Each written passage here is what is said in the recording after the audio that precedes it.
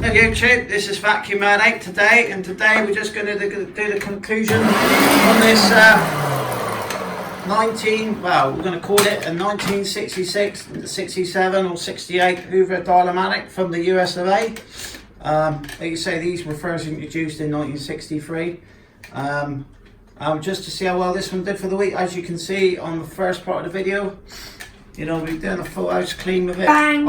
I've used this one 2 to 3 times a day to keep on top of the dust. Due to the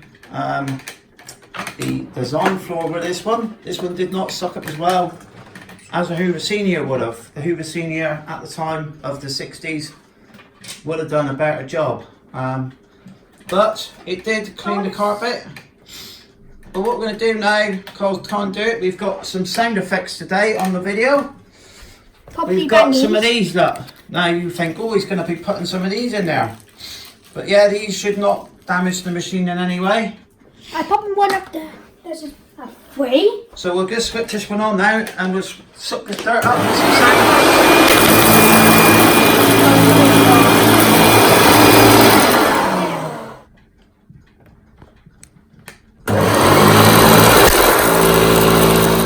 Go on then.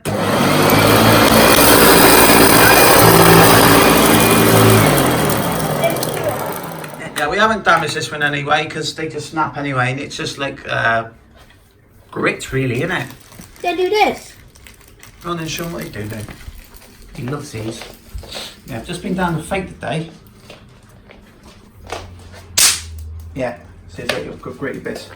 So this week's vintage week, we've had a collaboration between the US of A and from France, because this tool set was from a convertible which he got in, I think it was 2017. I think it was a few months.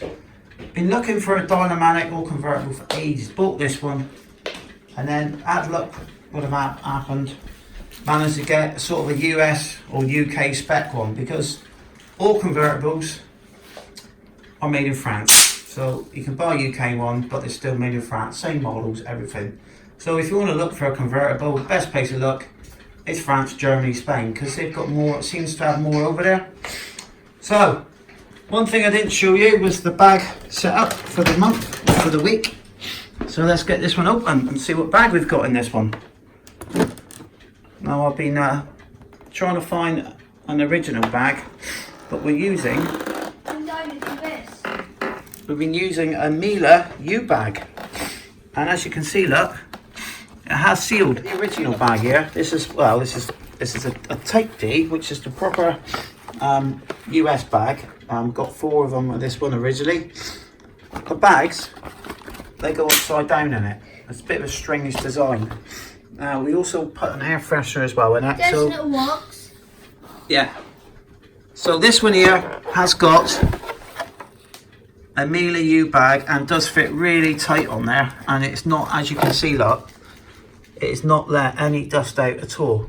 These are the Miele bags, to me, are some of the best ones on the market, and if you can fit them into any machine, then they're worth having. So this one, like you say, was out of a S7 on it or something. What do they call it? It's an S7.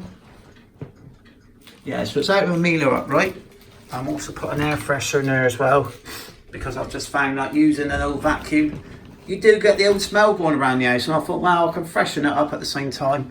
This will then bed into the filter, so it'll smell quite nice.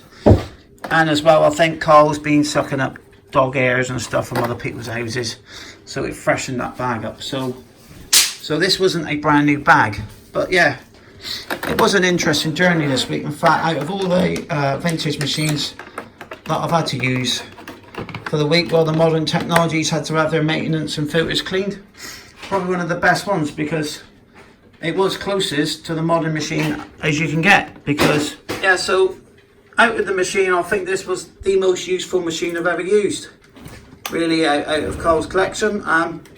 Like I say, it's an upright, you plug the back in like that,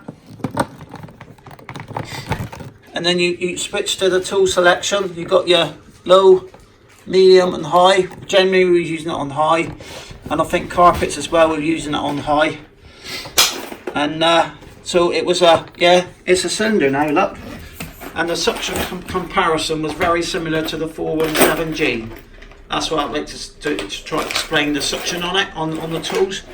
So it had a little bit more suction than say the Hoover Senior with the tools, but the Hoover Senior with the tool is you had to put the pan converter in all the time.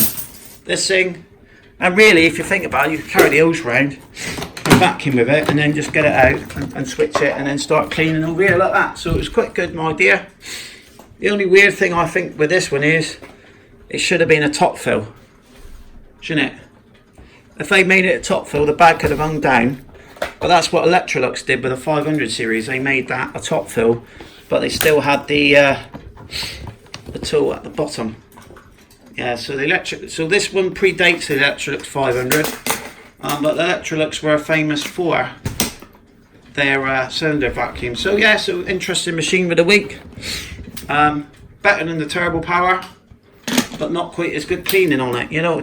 But that was to do with the design floor with the brush roll. The helix is spinning the one way round, and you couldn't really hear the beating on it either. So but this one did have exceptionally soft bristles on it as well, and I think if I put new bristles on it, I've got some bristles for it.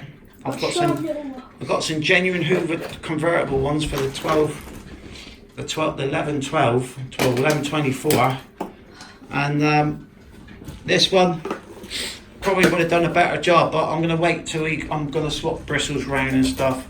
But they're not bad, you know, but I just felt that the softer ones might be better on the hard floors to give me a compromise with it. So yeah, really good machine, you know, no issues with it this week. You know, it cleaned like a modern machine, and like I say, it's over 50 years old. So it's like 52. It's over 50, you know, it's 52 years old, this one. So I don't know what we're going to be happening with the paintwork on it. I mean, it don't look too bad now. I would like to do the paintwork on it, to be honest with you. But, you know, it's alright as it is. Problem is, if you start messing around with paint and it don't look right, you've ruined it, you know. And it's very hard to get the colours. That colour there is, to me, is the same colour as the 1224 Hoover Junior. That's exactly the same colour. If you put it side by side, it's the same colour. So it is, Hoover just used different colours in different ways. There we go. There's the V11 Absolute brush bar. Now these have had problems with them breaking. So what we're going to do today is, as this one's only had really a week's use out of it, just want to see if this one is broken. So let's get this one open. And we'll have a quick look at this, because this is come out alright. That's a bad change. A part change, but my base run broke on. You know, one bit's broken off his, and it's changed. They've changed that one, have they? They changed it there. So it looks like they've Changed it.